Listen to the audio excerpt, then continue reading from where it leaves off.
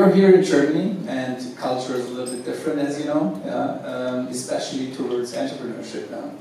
So in Germany, nobody talks about failure, and I wonder if you can share your biggest failure in entrepreneurship, to lead by example and help these folks to overcome that fear. So I'll do two things. I'll talk about my biggest failure, and then I will kind of segue into how to avoid the term entirely. But the first one is what's probably the first idea when I talk about the stealth. I spent a year, maybe a year and a half of my life taking all the savings that I had from a previous startup, putting it into this idea, and it was all this thing of if you build it, they will come. So all the mistakes that I talk about, don't build somebody else.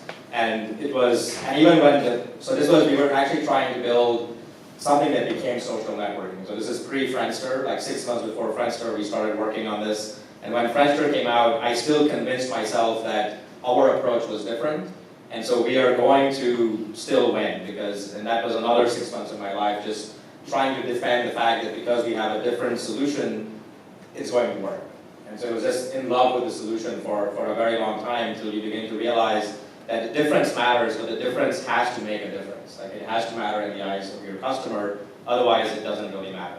So that to me was probably the biggest kind of moment, and it was not as big of a wipeout financial failure because there was a lot of like bootstrapping and things. I didn't go and raise a lot of money, so I was able to undo it, but it was more of a kind of psychological mindset shift and just realizing that this is a lot harder. It's not just building a great product.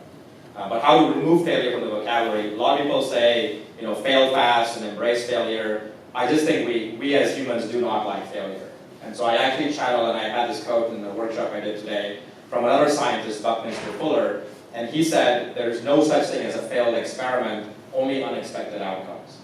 And so I think that if you think in that manner, if we look at our job as an entrepreneur, we try to build a model, like a business model. We use that model to make predictions. And then we run experiments. And if you get failure, don't call it a failure, call it an unexpected outcome. And then you're trying to find how can we change the model so we can actually get better results. The last piece is, of course, the cycle time. If you can make those corrections very quickly, so in 2-week sprints or 3-week sprints, instead of 3 months or 6 months or 9 months, then it's no longer even failure, it's just learning. And it just becomes a continuous process, which is what I like about it. So we don't actually have teams when they're going fast and learning and changing their model. We don't describe them as failures, we describe them as just continuous innovation. We're just continuously learning and adjusting and course correcting.